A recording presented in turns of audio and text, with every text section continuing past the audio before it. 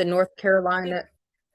North Carolina State Education Assistance Authority. We are the primary sponsors for CFNC, also known as College for North Carolina. And I'm so glad that you have taken the time out of your schedules this afternoon to join us for this step-by-step guide. We're excited to present a FAFSA walkthrough for adult learners. And it doesn't matter if you've completed a FAFSA or if you've never completed a FAFSA. I just want you to know that you are in the right place. And this walkthrough is going to help you know what to expect, as well as give you confidence when you're completing your FAFSA. So keep in mind that this webinar is live. So we're happy to answer all of your questions. Just drop them in the chat. We may take some questions live, but we'll do our very best to get to every question. This webinar will also be recorded. So we will send out the slides and the presentation afterwards. So don't feel like you're going to miss anything because we will send that out as well. Without further ado, our speaker tonight is Ms. Lauren Trethaway. She's the Associate Director of Student Financial Aid at Wake Forest University, and she brings a wealth of knowledge. She's super excited to be here, so we're happy to have her. So with that being said, let's get started. Thanks again for having me. I'm really excited to be here. Like she said, feel free to ask questions. We've got, where you can pop it in the Q&A. Don't feel like you need to wait. So feel free to ask away as you see something you're curious about. So I will go ahead and get started. So this is a kind of a general walkthrough of what you might experience when completing the FAFSA. We're going to do two different scenario walkthroughs. You'll start to see a lot of overlap, so I may not stay too long on some of these slides because they're going to look very similar. One where an independent student invites a spouse and an independent student who's single and doesn't file taxes. So it's going to show you kind of the range of what you could expect when you complete the FAFSA. So we're going to start out with the independent student invites the student spouse. When you get to studentaid.gov, this is the landing page, and you're going to just start it here. So you would start the form 2627 FAFSA. You're going to then enter your student aid ID and password. If you don't have a FSA ID, you will need to create one. We're going to assume in this case that this person already has one. But you can see underneath the login button, there's a create an account. So that's an option at this point that you can create one and you're able to log in that same day and submit it. So there's no delay if you don't already have a FSA ID, but that's something easy you can go ahead and get started. The next part is getting to kind of the role. So the student is going to be creating it. There's some intro videos that are kind of like onboarding. So if you really have no clue and you want to know what to expect, you can watch them. There's a few different sections on there that tells you kind of what to expect in each part and what happens next. Once you log in to your FAFSA, it's going to pull up this information. As you can see here, nothing is editable. So if something is wrong, like if you notice the end of your social is supposed to be different or your date of birth is different, there's nothing you can change within your FAFSA. You're going to have to go back to your studentaid.gov account to make any updates. This is a continuation of that page at the bottom, just verifying the address. It next asks about your state of residence. If you were born in the state, you just enter your birth month and birth year. The next part is providing consent. So this is something new-ish in the past few years, that instead of having to go out to the IRS to pull your taxes in, you provide consent to the FAFSA, and it's going to automatically go to the IRS and then pull the information in for you. The key is you have to say yes and provide consent, or you won't be eligible for any student aid. So every person who logs in to complete it, whether you're the student or the contributor, you're going to be presented with this saying that, I disclose this. Basically, I give you my social to go pull that tax information in. You won't be able to see it when it pulls it in, it just pulls it in. So it's kind of in the back of it. So it's a lot harder for that information to be stolen. So it's a very secure method. You can see there's a lot of um, explanation of what it is so you feel comfortable. But again, you've got to hit approve for it to be able to award you any type of aid. So here's what it'll look like. There's kind of two things that'll happen. Either it's going to say, we pulled your information from the IRS, or there was nothing there for us to pull. In this case, it says it can't be retrieved. This is not the most likely scenario. Most individuals are able to retrieve their tax information.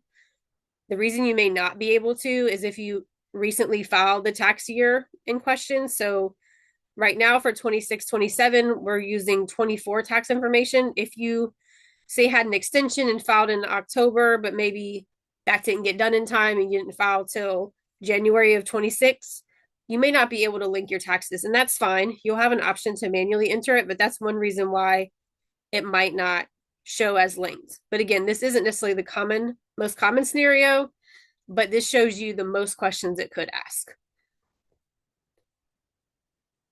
Next, it's going to ask about personal circumstances.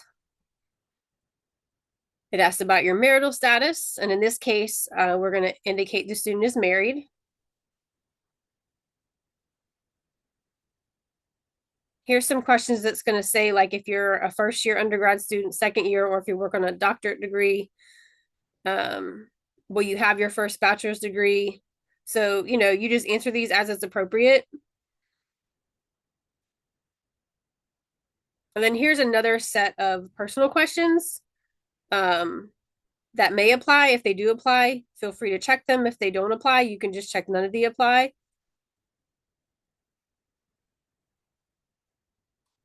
The student is at risk of homelessness. This is a question that'll kind of help identify that. There's other pathways, to independent or potentially additional resources. So just make sure to answer that accordingly. And based on how we completed it so far, this is an independent student. They were married, which in that case is what made them independent. So there's multiple reasons that they could be independent. For this student, that was the one. So now it's saying you don't have to provide information about your parents on your FAFSA. They're also working on a graduate degree, which is another thing that makes you independent. So they kind of have a double situation where they're independent. So it's going to ask some student demographics.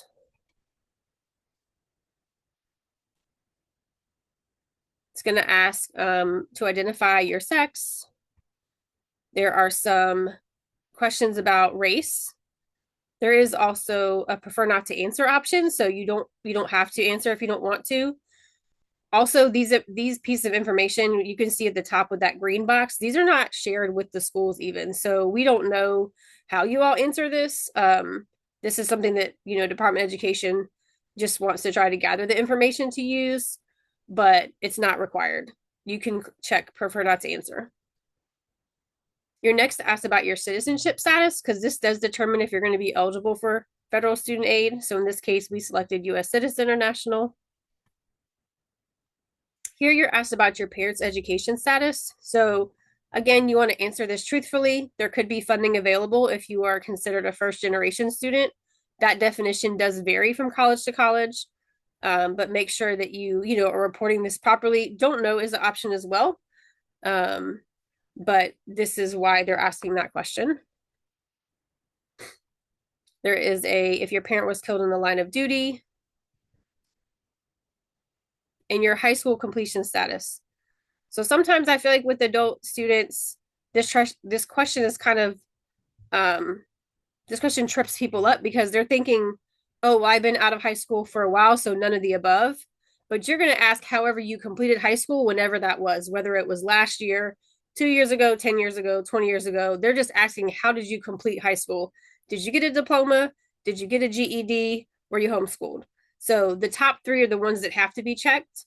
None of the above isn't an option. You have to have completed school. So you just want to select which one, however you did complete high school. Once you, this pathway, we're selecting high school, it's going to ask you to identify the high school. So you do have to put in the state, And city, you can put in the name or you can just search all of them in that city. You see on the right where they kind of push the little toggle box selecting it. There was only one that was McNeil High School. And then you're going to confirm it. If it was maybe the wrong one, you could go back and edit it, but most of the time you should be able to tell from the previous page if it was the correct one. Next section is going to be the finances. So here it gets into all the questions about money and or benefits received. So this section is asking about federal benefits. So if you or anyone in your house during 24 or 25 received any of these, you would check those boxes. When you check these boxes, this can change how your application looks also. So again, this scenario is showing you the maximum amount of questions. If you had received any of these federal benefits, your question list might be significantly shorter. That's built-in skip logic that the Department of Education has built into this application to make sure they're not asking unnecessary questions. So if you did receive these, make sure you check it because it could help you. Because the taxes did not link from the IRS, it's now getting into the tax filing information. So they're asking, did the student file? No. Did they earn foreign income in a foreign country? No. Again, if you would have filed, you would have said yes, and it would have went into a section of questions asking about your income. You would just use your tax return to update that information. Here it gets into the family size. So it's assuming size 2 because it knows that the student number 1 is completing the application. And early in the application, we put that we were married. So it knows there's 2 people in the house. What it doesn't know is if there's any dependents that live with him. So if there are any other kids or dependents who live with the student and receive more than half their support during the next academic year, they would be included here. So when you update where that 0 is on the box, that's going to increase the family size number. So if I were to say 2 kids, the family size would then be 4. It also doesn't have to be kids. I know a lot of times families are potentially housing and or supporting other family members. It could be an aunt, it could be an uncle, it could be a parent, it could be a grandparent. All those are acceptable as long as you're, supporting them more than 50% during that year. Here it asks how many people are going to be in college in their family. So, out of the 2 people, it's only the 1 student. If you had 4, because you had 2 kids, and there would be a student also, then you could have 2. So that would just depend on your family size and how many are in college, but you're going to want to update that if it's not just the 1. Here the student's going to be asked about their assets. So again, if it doesn't apply, you do have to enter a 0. 0 can be an answer, but it can't be blank. So if you don't have any investments, including real estate, you would have to put a 0 there. Same thing for business, farm, cash, check, and savings. Next, you're going to choose the colleges that you want to send the FAFSA to. You can select up to 20 schools.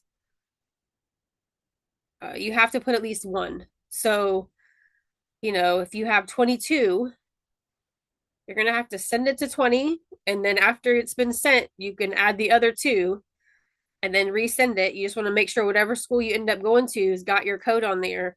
So be mindful of that. But 20 schools is the most you could add. It's kind of similar to how you had to look for your high school. You can search by the state and then school name, or if you know the school code that most aid offices are going to have pretty easily to find on their website, you can just enter that as well. You'll see on the next little box, it shows that this student has selected these 4 schools that I can see so far. And they've selected 6 out of 20 total.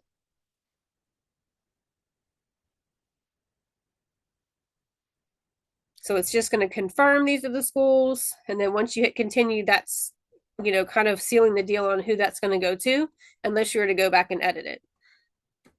At this point, you're going to invite the spouse as a contributor. So a contributor isn't necessarily someone who's providing financial support for your education, but it's someone that is contributing their information to the completion of your FAFSA. So because you're married, you are required to put your spouse's information on the FAFSA. So now you're going to invite them, and that's done by entering an email. So it's super easy. Um, just their email. You'll see a confirmation to make sure it's the right email. You send the invite. This is what it's going to look like after you hit continue or send invite. You'll know that's how it went through. There's many ways that you can get to it, and we'll go through what that looks like next from the student spouse side when they get the invitation link. So now you're at the review. So if you see these 5 white boxes, they all have like a little circle and a down arrow on the far right side. You can expand each section by clicking on that if you want to review what you entered. You can see at the bottom, it says it's been shared with the contributor. The status is invite sent, so it's not completed. And then a continue. So we want to hit continue after we've reviewed everything. And now you're going to review the final terms and then sign your application. You have to check this box at the bottom. It'll insert your name, agree to the terms outlined above, and click sign. Some people see this part and they think they're done. Please make sure you go all the way till you actually check the box with your name and hit sign. You will know you're done officially when you get this page. And when I mean done, I mean with your part. So in this scenario, we're married, it's going to take 2 people completing a portion before it's officially done, but the student portion is done at this time. It's pending submission from the contributor. So it kind of tells you what's next. And the next part, we will walk into what it looks like for the contributor. So we emailed our spouse, and here's what the email looks like. They started it and they invited you. They need your help. You can press the accept invitation button. If you see on the second box, there's a code where someone can input the code if they don't want to accept the invitation. So you can get to this many ways. But if you hit the accept button, it takes you to log in. So if the spouse has their own FSA ID and password, they would enter it here. Same thing as a student. If you don't have one yet, it's fine. You can create it in the moment. Create your account. It also doesn't have to be the same email they sent you the invite at, because you have that code. That code can link with any account. So here you see it's going to enter that 7AW8X8M, and we're going to submit it. This is now going to kind of join the information that the spouse submits to the student's FAFSA. It's just making sure you want to share it with the student. I don't see any reason why we would not say accept, but you want to say accept to proceed. Again, it's going to give you a quick overview of what to expect. It's going to review your personal information, same as before when I mentioned with the student. None of this stuff are things you can change on this screen. If something is wrong, it's really important that you update it within the FSA account. There is a hyperlink there, but you can just go to your studentaid.gov account and look in settings. The contributor also has to provide consent, or else the student won't be eligible for aid. So again, they read the disclosure and agree to consent. Just trying again to go out and get the information from the IRS. And in this case, again, it was not successful, but it's okay because you can manual enter it. It jumps to the finances section. Now this spouse says they are going to file a return. And here it kind of shows the questions it's going to ask. It's going to ask your filing status, income earned from work, interest income, untaxed portion of pension, income tax paid. And if you look at each line item, I know it's hard to see because the text is small, but under each bolded kind of directive it's asking for, it tells you exactly on what form and what line to find that number.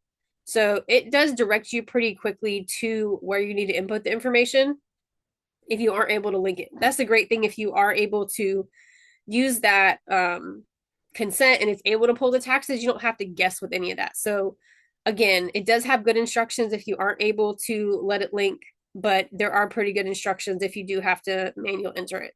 So in this case, they did have to enter all this information. Do you see how quick that was for the contributor? So they don't need to know all the other stuff that the student gave.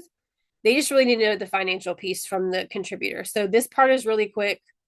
Again, you can open up each section here and review it and make sure that everything is accurate. You make sure you want to hit continue because you haven't signed it. So you check that little box at the bottom, sign and submit. So you see how this one was different. The last one just said sign because there was still waiting another signature, but now you're actually submitting the FAFSA. And congratulations, the form is complete. That's what we like to see. So now it's officially been sent off to the Department of Education for review. That's what we want to see.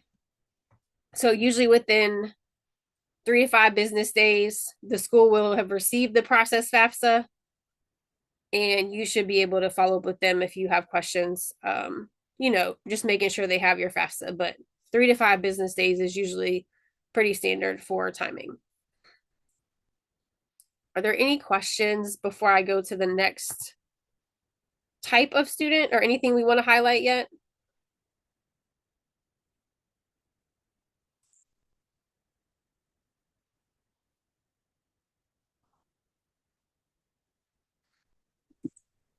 Nope, we're good to go, Lauren. Okay, cool.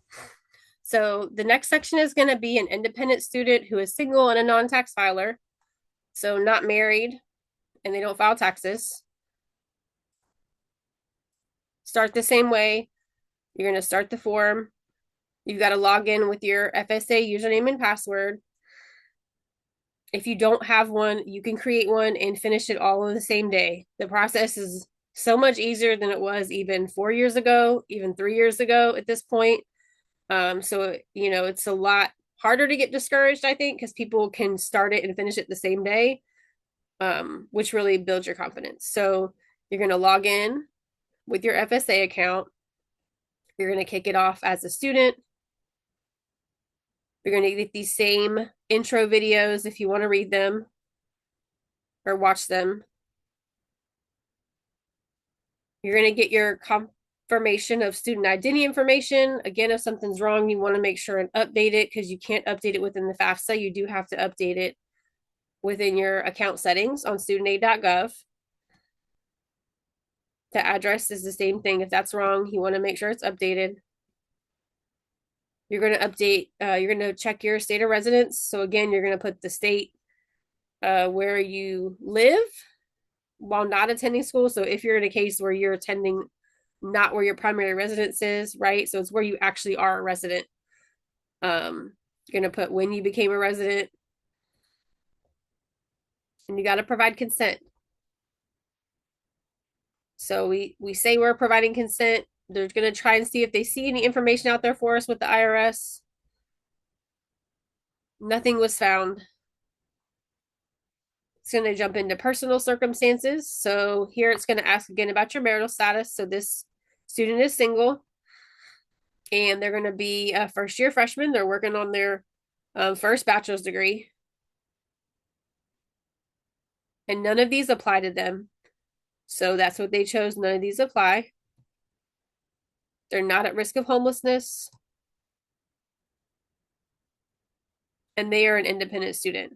For them, this is because their date of birth is before January 1, 2003. So again, in this student's case, even though they're working on a bachelor's degree, which doesn't automatically qualify you to be independent, they have met the age requirement to be considered independent and it's no longer going to ask for parent information. We're going to go through the demographics again, where it's going to ask for your sex and it's going to ask for your race. Again, you can choose prefer not to answer, and I can assure you the schools don't see this. We get none of this information at schools. You're going to select your citizenship status here. You're going to enter your parent education status, whether they attended college or not. If you had a parent killed in the line of duty. And then your high school completion status. Same as before, just remember that it doesn't matter whether you graduated a year ago Or 20 years ago, it's how you completed high school whenever you did complete high school. So for most of it's going to be high school diploma.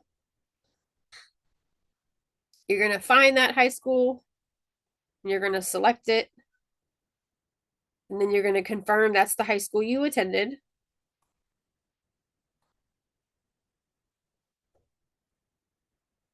Next, it gets to the finances part. It's going to ask about those federal benefits if anybody in your house received them. It's going to ask you again about the tax information. Did you or will you file? And did you earn any income in a foreign country? So in that case, when they said no and no, it stopped asking financial questions. It's now asking about how many is in college. So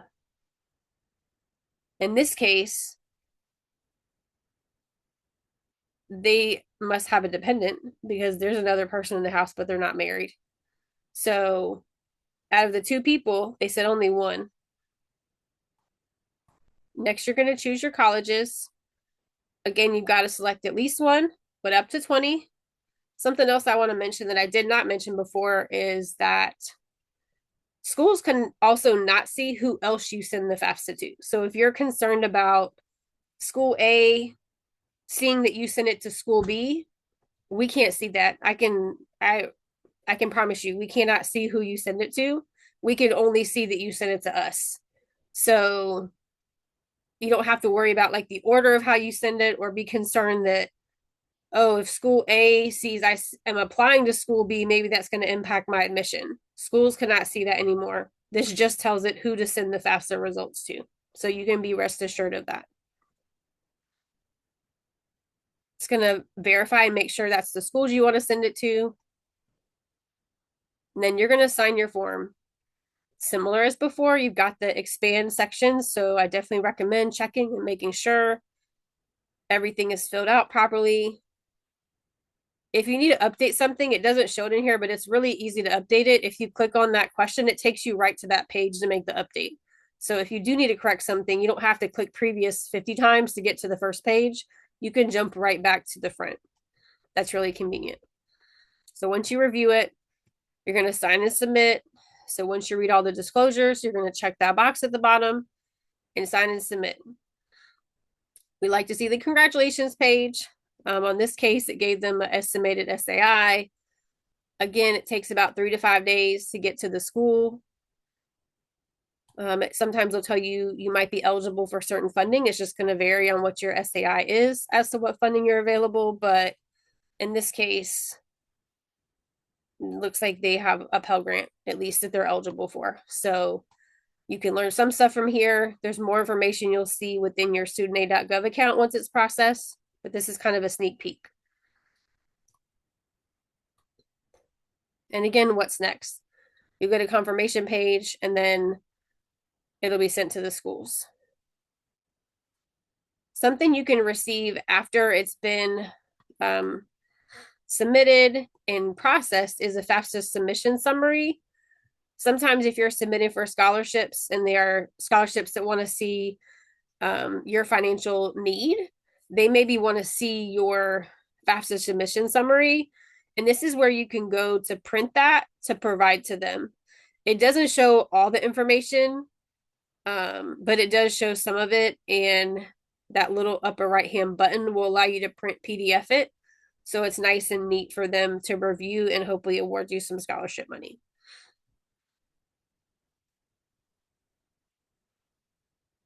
You can also see on here on the eligibility overview tab, you can see what you might be eligible for. So this was not like the last student because the last student had the Pell Grant, right? So we would have seen that in the top box, but it tells you based on your grade level that you put what loans you might be eligible for, might be eligible for work study. Obviously, it's always up to the school what aid you're awarded because it depends on what aid they might award you.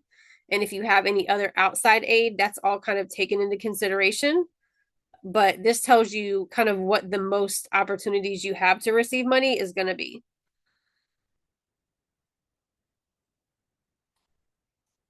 This also shows you that student aid index, the SAI. That's what schools use to provide that final determination of your aid eligibility. So that's one of the main things we're looking at the schools when we award it. You can also see your answers on here. So you can see kind of a snapshot. If you see it looks really similar to what you're supposed to review before you signed it, this has got the personal identifiers expanded. So it shows you all the information. Also, if you look on the upper right-hand side, if you notice something is wrong now when you're looking back, you can still make a correction at this point. So you can always go back and make a correction if you found that something was off. Maybe sometimes I've noticed even with the mouse, because it has the little scroll thing in the middle, sometimes maybe we're trying to scroll down on the page, but we actually scroll the box. So maybe I meant to put North Carolina, but it scrolled to New Jersey, and I need to update that address. So you're able to make corrections in that way.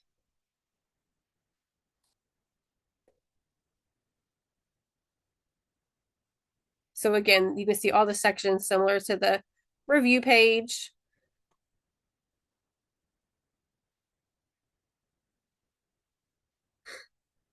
Here's where you can see the college. So this is kind of the third tab you can see on there. It kind of compares the schools. Every school may not have all the information filled out. Some may only have, some of it filled out because maybe they don't have any transfers. Um, Most schools do have aid, but there could be a variance of where you might see NA, but this is a quick snapshot way to see like graduation rates all in the same place, retention rate, transfer rate. Just think about what type of schools you're applying to and how they may or may not be the same types of schools. So just be mindful that you're not comparing like a trade school to a 4-year university, because that might give you not the best comparison. And then you'll see next steps. So if you got any errors, you want to follow up with your schools to make sure they have everything they need. And then the school is going to be then the one communicating with you if they need additional information. So making sure that whatever email you provided to the school is up to date is super important. I feel like as adults, we maybe don't change our emails as much as these younger folks do. But, if you happen to change your email or prefer a different one, make sure that you've got that one up to date, because most schools are going to reach out via email is the standard mode of communication. So just keep that up to date. Sometimes it might take action. Sometimes it might just be informative, but you never know. So you always want to pay attention.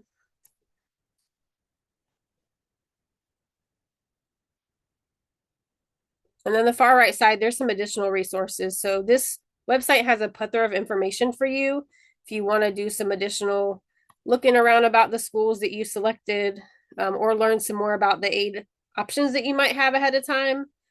You can find that all on studentaid.gov. So that is all I have for the presentation. Are there any additional questions or anything we want to highlight that was asked along the way? You did an amazing job, Lauren. We were able to get to all the questions in the chat, so you were very thorough.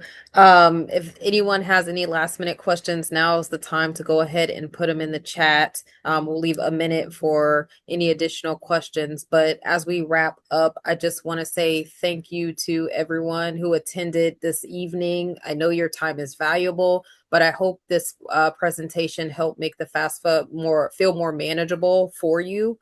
There were lots of good tips, good tricks, things to look out for. So just use that in your journey, and I hope you feel confident.